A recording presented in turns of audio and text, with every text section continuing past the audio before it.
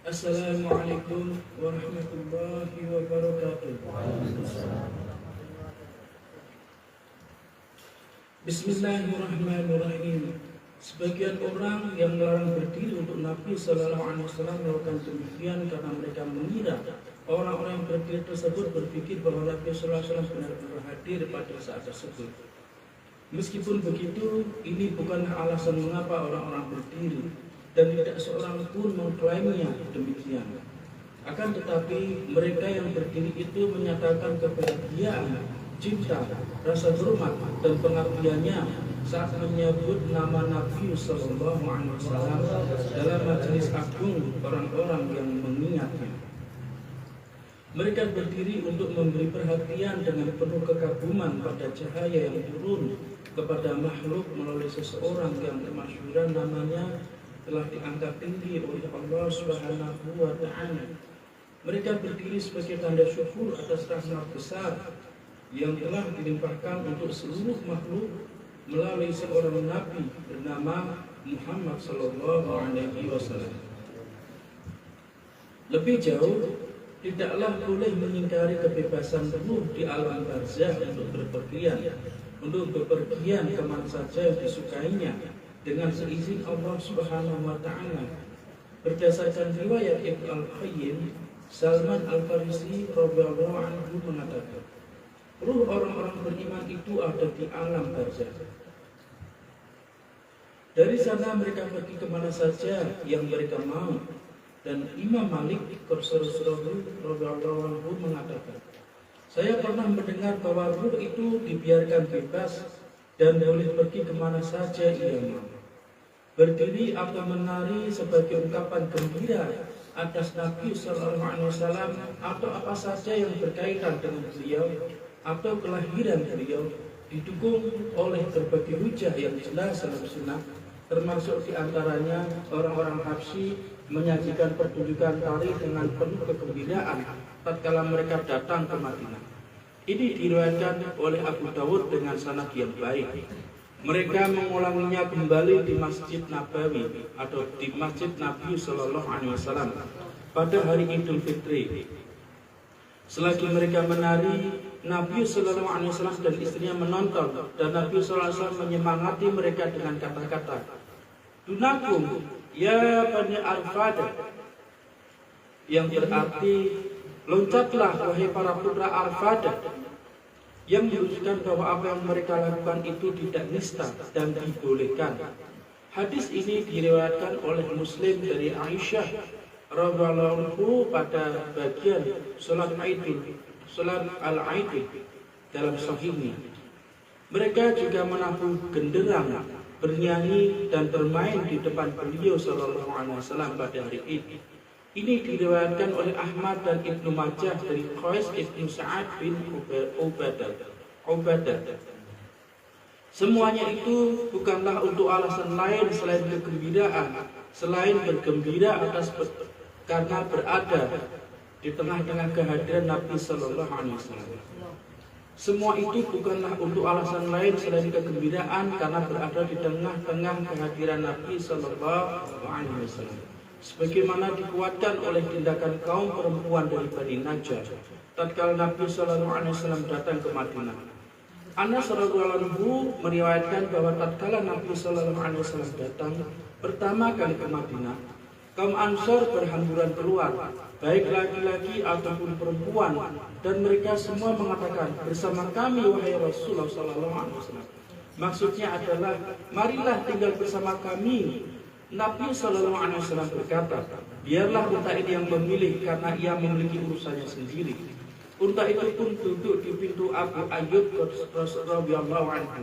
Anas radhiyallahu anhu kemudian melanjutkan bahwa setelah beliau masuk, para perempuan Bani Najjar keluar sambil menabuh genderang dan bernyanyi, Nahnu jawar min Bani al-Najjar, ya Hababallah Muhammad min Najjar, yang berarti kami perempuan-perempuan dari Bani Najjar.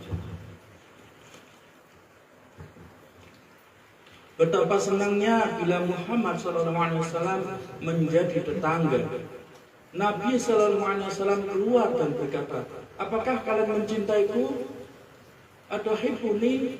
Mereka menjawab, Aywa anallahi ya Rasulullah sallallahu alaihi wasallam.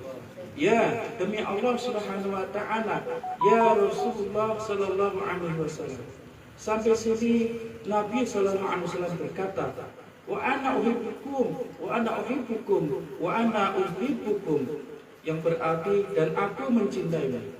Dalam versi lain beliau mengatakan, Allah ya'lamu anna qalbi yuhibbukuna, atau Allah ya'lamu anni uhibbukum, yang berarti bahwa Allah Subhanahu wa taala mengetahui bahwa hatiku mencintai kalian, atau Allah Subhanahu wa taala mengetahui bahwa sungguh aku mencintai kalian.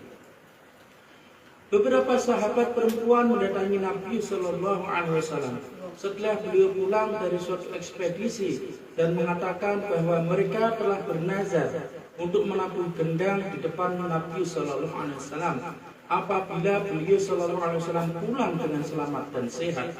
Dan Nabi sallallahu alaihi wasallam pun mengizinkan mereka. Ali radhiyallahu anhu berkata, saya mengunjungi Nabi sallallahu alaihi wasallam bersama Ja'far radhiyallahu anhu, Ibnu Abi Thalib radhiyallahu anhu, dan Zaid radhiyallahu anhu Ibnu Harisah radhiyallahu anhu. Nabi sallallahu alaihi wasallam berkata kepada Zaid radhiyallahu anhu, engkau orang merdekaku, anta maulaya. Karena itu Zaid radhiyallahu anhu berlompatan kegirangan dengan sebelah kaki di sekeliling Nabi sallallahu alaihi wasallam. Lalu Nabi sallallahu alaihi wasallam berkata kepada Ja'far radhiyallahu anhu, engkau mirip aku dalam ciptaan dan tingkah laku. Ana asbata khalqi wa khuluqi. Karena itu Ja'far radhiyallahu anhu berlompatan kegirangan di belakang Zaid radhiyallahu anhu. Nabi sallallahu alaihi wasallam kemudian berkata kepadaku, engkau bagian dariku dan aku bagian darimu. Anta minni wa ana minka. Karena itu aku pun kirang berlompatan di belakang Ja'far radhiyallahu anhu. Tidak ada keraguan lagi bahwa hal-hal sejenis bernyanyi, menari, membaca syair, menabuh gendang adalah untuk menyatakan kegembiraan karena berada bersama Nabi sallallahu alaihi wasallam. Jadi kalian semua harus diingat, setiap kalian duduk di majelis, lalu kalian sholawatan, pasti Nabi sallallahu alaihi wasallam itu melihat kalian. Jadi ketika tatapannya tertuju pada kalian semua, cahaya Nabi sallallahu alaihi wasallam itu akan sampai di hadapan kalian dan akan masuk dalam hati kalian semua. Jadi hukumnya fardu atau wajib bergembira saat kalian semua itu bersolawat atau berqasaid. Karena ini yang dilakukan oleh para sahabat. Gitu. Jadi kalau para sahabat itu bergembira, sedangkan umat akhir zaman itu kata Nabi itu adalah kekasihnya yang dinanti, yang dirindukan. Berarti kita lebih bahagia terhadap mereka. Kenapa kita sulit berbahagia ketika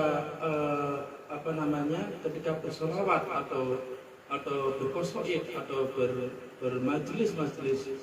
Kenapa demikian? Yang pertama karena mata kita tidak melihat kehadiran Nabi sallallahu alaihi wasallam di antara kita. Yang kedua karena beban hidup kita terlalu besar, terlalu kuat yang kita bawa ke dalam majelis-majelis. Ini yang membuat kita terhalang dari kehadiran Nabi sallallahu alaihi wasallam. Karena pikiran kita ini sibuk dengan beban pikiran kita masing-masing. Selanjutnya lagi, beliau tidak mencelanya ataupun mengerutkan dahi karena pertunjukan semacam itu. Semuanya itu pertunjukan biasa untuk menunjukkan kebahagiaan dan bentuk kesenangan yang dibolehkan.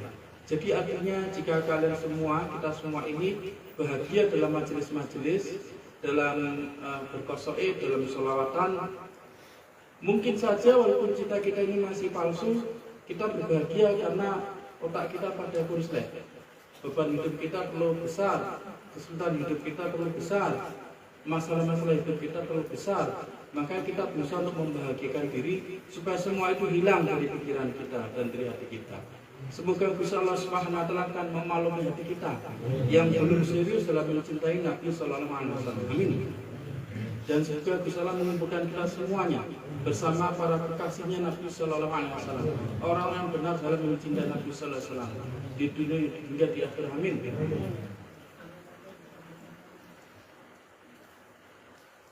Semuanya itu pertunjukan biasa untuk menunjukkan kebahagiaan dan bentuk kesenangan yang dibolehkan.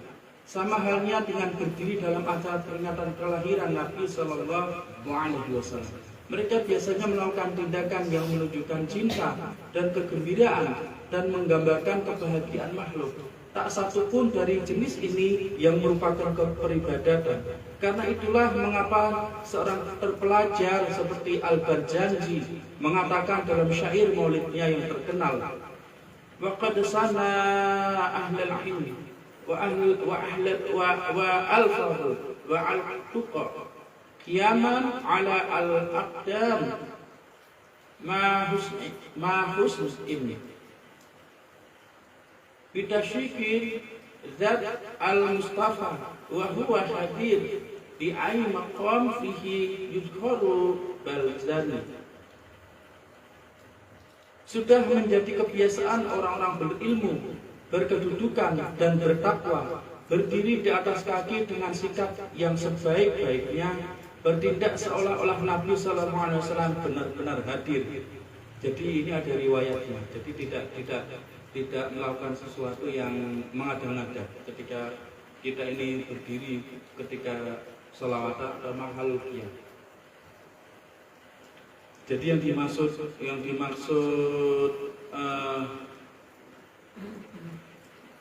kebiasaan orang-orang berilmu, berkedudukan dan bertakwa ini, yang dimaksudnya ada orang-orang yang memiliki kecerdasan spiritual, gitu.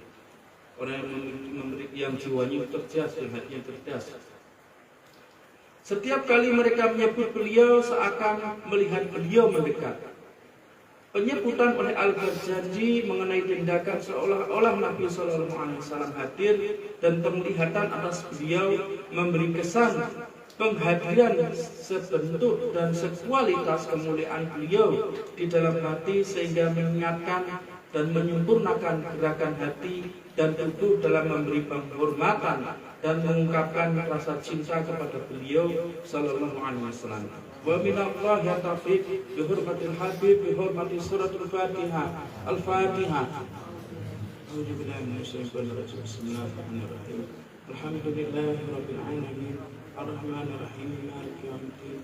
Iyyaka na'budu wa iyyaka nasta'in. Ihdinas siratal mustaqim.